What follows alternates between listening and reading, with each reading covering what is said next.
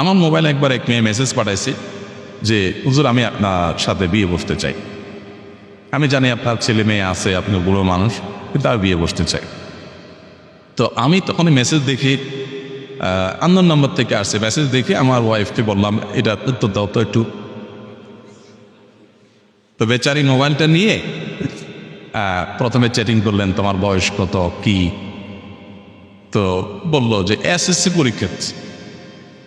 SSC পরীক্ষার্থী বলে SSC পরীক্ষার্থী, তোমার বয়স তো অনেক কম, আর এই বেটা তো বুড়া, সে এখন নানা হচ্ছে, তুমি তার সাথে বিয়ে করবা, পাগল হয়েছে তুমি। তখন ও বুঝে ফেলছে যে এদিক থেকে অন্য কেউ। তো আমার ওয়াইফ একদিন ফোন দিস, ডাইরেক্ট কল দিলে সে ধরছে, ধরার পরে সে তো ভয় ধরছে যে বোকা দিবে। আমার ওয়াইফ বলে যে দেখো, তোমার একটা সুন্দর ভবিষ্যৎ আছে, এই ভাইরাল হুজুর দেখে তোমার বিয়ে বলতে হবে, এটা শয়তান তোমার মাথা ডুবেছে।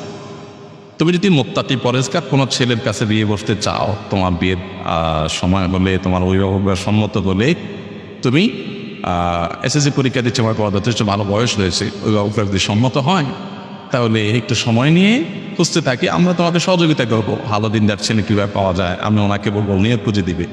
তো সুন্দর করে বুঝাই দিয়েছে যে দেখো, এগুলো বয়সের ভ্রম, একটা বয়সে পাগলামও থাকে, এরপর একটি সময় মানুষের চোখ কান খুলে যায়, তখন ভুল বুঝে। তোমার এগুলো করা উচিত না, তুমি আল্লাহকে ভয় করো। তো তুমি তো অন্যায় কিছু বলো না, তুমি বিয়ে বসতে চাইছো, এটা তো গুনার কিছু না, কিন্তু বিয়ের জন্য এইভাবে না, বাবা মাকে কারোর কাছে প্রস্তাবের জন্য পাঠাবা। আর এই বুড়া টুড়া না, তুমি ইয়াং মানুষ, ইয়াং দেখে করো। তাকে সুন্দর করে বুঝাই দিছে। পরে মোবাইল রাখার পরে আমার ওয়াইফ আমাকে বলতেছে যে ও বেচারি আমার এই কথাগুলো শোনার পরে সে বলতেছে যে আপা আপনি এরকম করে আমার বোঝাবে, আমি এটা আশা করি, আমি তো মরছি আমার গালিগালাজ করি, আমি তো মরছি আমার গোষ্ঠী উদ্ধার করবেন, কিন্তু আপনি যে এত সুন্দর করে বোঝাবেন এটা আমি চিন্তাই করি নাই। সে অনেক খুশি হয়েছে যে ঠিক আছে আপনি আমার বুঝাই দিচ্ছেন, আমি বুঝছি। এখন এইটুকুতে একজন দায়ীকে বুঝতে হবে যে ফিতনার জায়গাটা তাকে কি করতে হবে, প্রপার রোলটা কি প্লে করতে হবে। এত যদি না বুঝে সে কিসে তাও ঠিক আছে।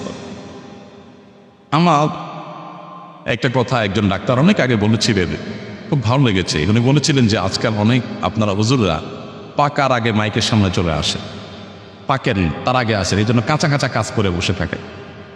পাকবেন, অভিজ্ঞদের অধীনে থেকে লম্বা সময় নিয়ে ধীরে ধীরে ধীরে ধীরে শিখবেন। যত মতবাদ আছে এগুলোর ভিতরে ডুবে থাকবেন, চ্যালেঞ্জগুলো জানবেন, এরপর নিজের ভিতরে ভারত আসবে, শিখবেন। আস্তে আস্তে আপনি ইন্টার্নি শুরু করবেন, এরপরে মূল প্ল্যাটফর্মে আসবে। আজকাল দেখা যায় সবাই আমরা ওয়াজ মাহফিলের বক্তা অথবা আপনার দায়ী হয়ে গেছি। যাই হোক, আমরা কেউই পরিপূর্ণ না, কিন্তু শিখতে হবে এবং শেখার মানসিকতা থাকতে হবে। আল্লাহ আমাদেরকে তৌফিক দান করুন।